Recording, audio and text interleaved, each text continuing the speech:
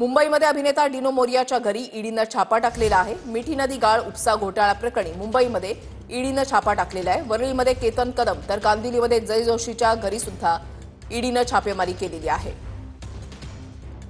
गुन्हे शाखेकडून डिनो मोरिया आणि त्याच्या भावाची यादी चौकशी झालेली आहे।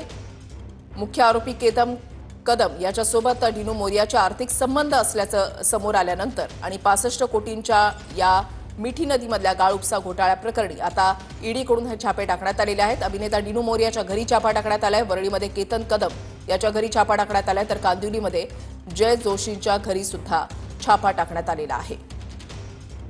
गुन्हे शाखेकडून या संपूर्ण प्रकरणाचा तपास जो आहे तो केला जातोय। आर्थिक संबंध डिनो मोरिया आणि केतन कदम यांच्यामध्ये पाहायला मिळालेले होते 2018-2022 या कालावधीमध्ये आणि त्यामुळे या अनुषंगाने आता डिनो मोरिया त्याचा भाऊ यांची चौकशी सुद्धा गुन्हे शाखेकडून करण्यात आलेली होती आणि आता ईडीकडून हा छापा टाकण्यात आलेला आहे।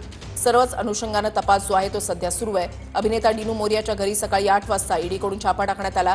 वरळीमध्ये केतन कदमच्या घरी छापा टाकण्यात आलेला आहे तर कांदिवलीमध्ये सुद्धा जय जोशीच्या घरी छापा टाकण्यात आलेला आहे।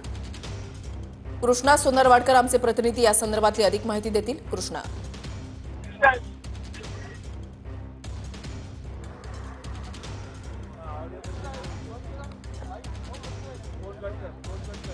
कृष्णा माझा आवाज तुमच्यापर्यंत पोहोचतोय?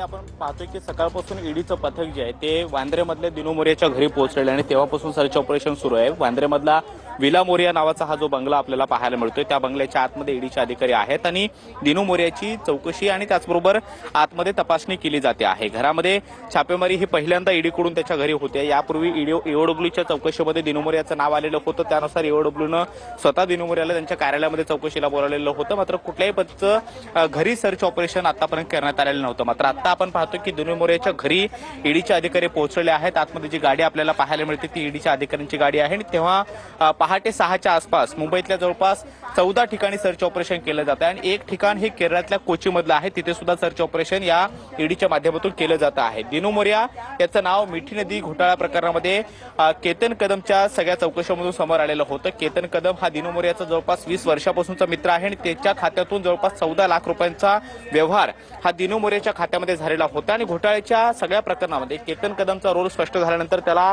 आर्थिक गुन्हे शाखेने अटकेची कारवाई त्याच्यावरती केलेली होती आणि त्यानंतर डिनो मोरियाला समन्स पाठवण्यात आलेलं होतं। मात्र आता आपण पाहतो की आर्थिक गुन्हे शाखेने जो काही तपास केलेला होता त्या तपासाच्या अनुषंगानंच ईडीनं सुद्धा मनी लॉन्ड्रिंगचा गुन्हा जो आहे तो दाखल केलेला आहे आणि याच गुन्ह्यामध्ये आता हे सर्च ऑपरेशन जे आहे ते ईडीकडून करण्यात आलेलं आहे किंवा सुरू आहे। जवळपास 15 ठिकाणी हे सर्च ऑपरेशन केले जात आहे। या सर्च ऑपरेशन दरम्यान नेमकं काय काय तपासामध्ये आढळतंय किंवा सर्च ऑपरेशनमध्ये काही संशयास्पद किंवा तशा प्रकारचे डॉक्युमेंट व्यवहाराचे सापडतात का जे या सगळ्या प्रकरणामध्ये येत्या काळात तपासासाठी अत्यंत महत्त्वाचे ठरतील हे देखील पाहणं महत्त्वाचं असणार आहे। केतन कदम त्याचबरोबर जय जोशी हे दोघं जण अटकेमध्ये होते। त्यापैकी जय जोशीला काल कोर्टाकडून जामीन जो आहे तो मंजूर झालेला आहे। मात्र केतन कदम अजून सुद्धा अटकेमध्ये आहे आणि डिनो मोरियाची चौकशी या सगळ्याच्या अनुषंगाने येत्या काळात अजून सुद्धा होऊ शकते। आजच्या सर्च ऑपरेशन नंतर पुन्हा एकदा डिनो मोरिया आणि त्याचा भाऊ सॅन्टिनो या दोघांनाही चौकशीला बोलावलं जाऊ शकते ईडीच्या कार्यालयामध्ये आणि येत्या काळामध्ये पुन्हा एकदा या सगळ्यांची चौकशी केली जाऊ शकते। मात्र आता तरी आपण पाहतो की केतन कदमच्या आतापर्यंतच्या चौकशीमधून डिनो मोरियाचं जे नाव समोर आलेलं आहे